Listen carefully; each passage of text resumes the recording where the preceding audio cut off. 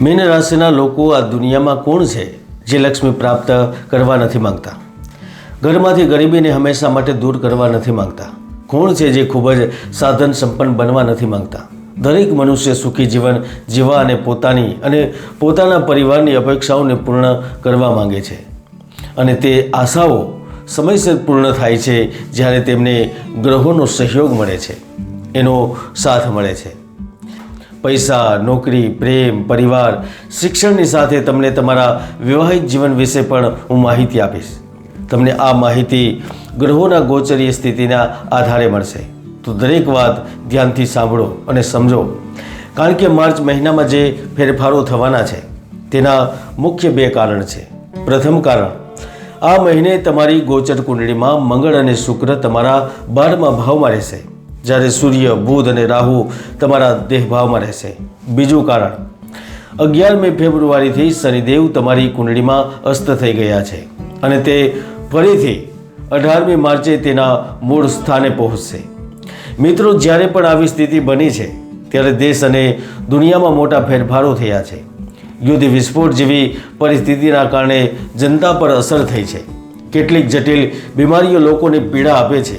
રાજકીય ઉગ્રતા સાથે અશાંતિની સ્થિતિ બની છે. નવા ગઠબંધન બને છે. શેર બજારમાં વધઘટ સાથે ભૂસ્ખલનો થાય છે. તો ચાલો જાણીએ મીન રાશિફળ માર્ચ 2024. વૈદિક સાધના આધ્યાત્મિક કેન્દ્રમાં હું પ્રદીપ મહેતા આપ સૌનું હાર્દિક સ્વાગત કરું છું. તમારા રાશિના સ્વામી ગુરુ છે અને તે તમારા બીજા ભાવમાં બેઠા છે, જ્યાં અસ્ત થયેલા શનિની ત્રીજી પૂર્ણ દ્રષ્ટ થઈ રહી છે. આનો અર્થ એ છે કે માર્ચની શરૂઆતમાં તમે વ્યવસાયિક રીતે કરાર, રોકાણ, પ્રોપર્ટીનું ખરીદ વેચાણ અથવા શેર બજારમાં રોકાણ સમજી વિચારીને કરો, નહીં તો આર્થિક નુકસાન થવાની સંભાવનાઓ રહેશે.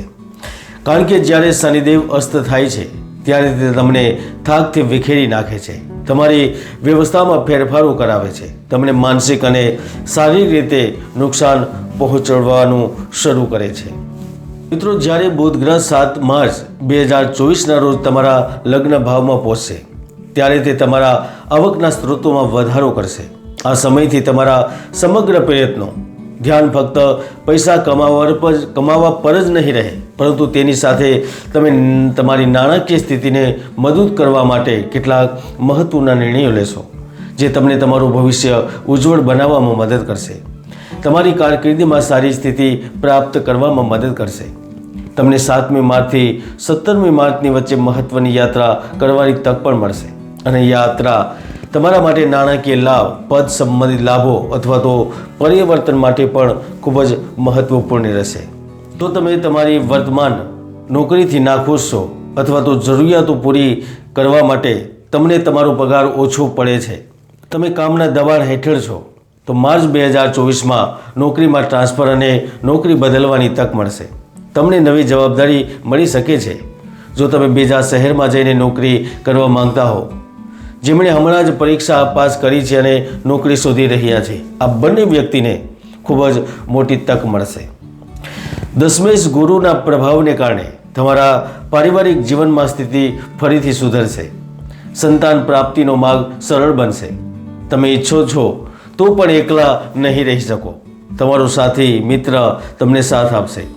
તમારા પ્રિયજનની ભાવનાઓ જાગૃત થશે. જો તમે લગ્ન પ્રસ્તાવ વિશે વિચારી રહ્યા છો તો માર્ચ મહિનો તમારા માટે મદદરૂપ સાબિત થશે. મિત્રો, ઇતિહાસ એ વાતનો સાક્ષી છે, જ્યારે પણ મંગળ પોતાની સ્થિતિ બદલે છે અને શુક્ર સાથે યુતિ કરે છે ત્યારે તે વેપારમાં ભારે નફો, સહકર્મીઓનો સહયોગ અને સંપત્તિની સારી તકો ઊભી કરે છે. 14 માર્ચ 2024ના રોજ જ્યારે સૂર્યગ્રહ તેની રાશિ બદલીને તમારા દેહભાવમાં પહોંચશે ત્યારે તે સરકાર સંબંધિત કામ કરાવશે. તમને કેટલીક સરકારી યોજનાઓનો લાભ પણ અપાવશે. તમારું નામ સરકારી ક્ષેત્રમાં પસંદ થઈ શકે છે. જે લોકો મોટા બિઝનેસ સાથે સંકળાયેલા છે, સરકાર સાથે સોદાઓ કરે છે, તેમના માટે પણ માર્ચ 2024 એક નવો ઇતિહાસ બનાવવાનો છે. આ વાતને તમે જરૂર યાદ રાખજો. મિત્રો, ભાગ્યની વાત બાજુ પર રાખીએ તો પણ ભગવાનને કેટલીક બાબતોમાં પૈસા કમાવાના ગુણધર્મો બનાવ્યા છે, અને એ વાત નિર્વિવાદ પણ છે. જો તમે પર્યટન ક્ષેત્ર, કાપડના વ્યવસાય, તરલ પદાર્થના કામની સાથે કૃષિ ક્ષેત્ર સાથે સંકળાયેલા છો, રિયલ એસ્ટેટ અથવા ખાણકામથી સંબંધિત છો, તો તમારા ઘરે લક્ષ્મીજીનું આગમન ચોક્કસ થવાનું છે. તમારી પાસે લોન ચૂકવવા માટે પૈસા હશે. ભવિષ્ય માટે નવા ઉદ્યોગોનું આયોજન કરવા માટે બુદ્ધિ હશે. મિત્રો, તમે નવું સ્ટાર્ટઅપ શરૂ કરવામાં પણ સફળ થઈ શકો છો, કેમ કે જબરજસ્ત આર્થિક પ્રગતિનો સમય શરૂ થઈ ગયો છે. જ્યારે 16મી માર્ચ પછી શનિદેવ ઉદય થશે અને તે તેના મૂળ સ્થાને પહોંચશે, ત્યારે તે તમારી ફેક્ટરી, તમારી કંપનીની પ્રોડક્ટની જે બનાવવાની જે સ્પીડ છે એ વધારી દેશે. કંપનીમાં થતા વારંવાર નુકસાનો બંધ થશે. કેટલાક પાર્ટ્સ બગડતા હતા, માણસોની સમસ્યાઓ હતી, એ પૂર્ણ થશે.